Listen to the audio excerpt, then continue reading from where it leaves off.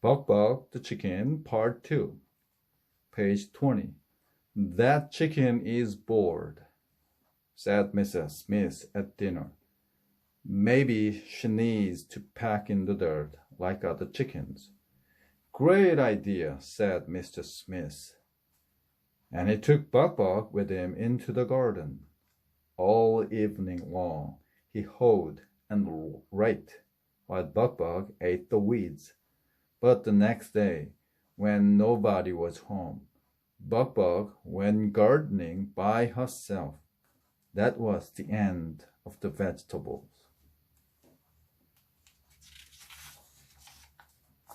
Maybe she's just young, said Mrs. Smith. Let's give her another chance. Goody, said Nancy Smith. That means she can come to my birthday party. She'd better behave, said Mrs. Smith. When it was time for the birthday party, Nancy and Buck Buck decorated the front porch. Buck Buck loved the balloons. She popped everyone. What's all that noise? Asked Mr. Smith. I didn't hear anything, said Nancy. She and Buck Buck put on their party hats and waited for the kids to come. The first was Joy James.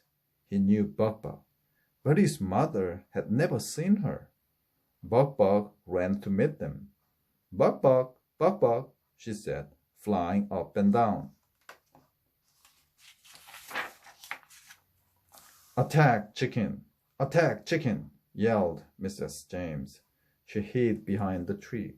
Mr. and Mrs. Smith ran outside. As soon as Buck Buck saw them, she hid behind the trees too. Please forgive our chicken, said Mrs. Smith to Mrs. James. This is her first birthday party. When all the kids arrived, there was ice cream and cake. Then they played musical chairs. Buck Buck wanted to play too. She flew from chair to chair and would not let anyone sit down. During hide and seek, Buck Buck gave away all the hiding places. Then everyone played pin the tail on the donkey. Buck Buck pulled the tail off the donkey. I forgot to tell her the rules, said Nancy. I'm sorry, Mr. Smith said. The chicken has been bad once too often. And he locked Buck Buck out of the house. There was nothing more Nancy could say. She opened her presents. Then everyone watched cartoons on the Smith's VCR. Buck Buck, called Buck Buck from the porch. She made so much noise that Mr. Smith closed the windows. Now it was quiet. But when the birthday party was over, the Buck Buck was gone. I want my Buck Buck, cried Nancy. We hurt her feelings, said Mrs. Smith.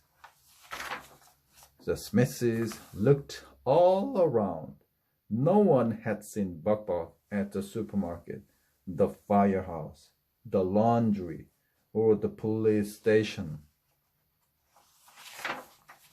But everyone wanted to help. Soon people were walking all over town looking for Nancy's chicken. But when it got dark, Buck Buck was still missing. The Smithies were very sad. They sat together on the porch steps, talking about Buck Buck. Maybe I was too hard on her, said Mr. Smith.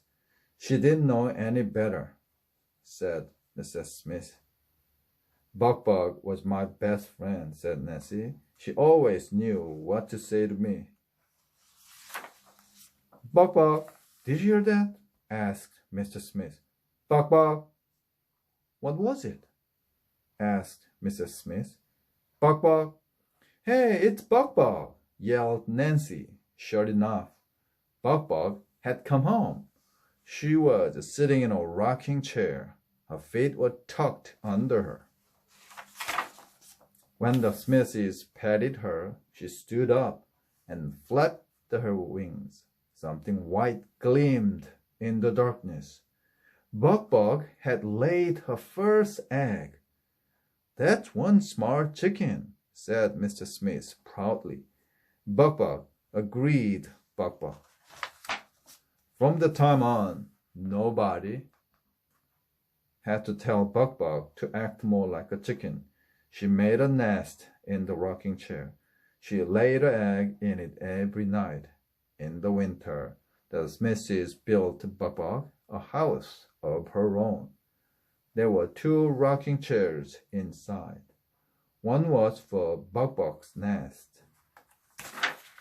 The other was the chair Nancy Smith sat in every afternoon when she came to visit. The end.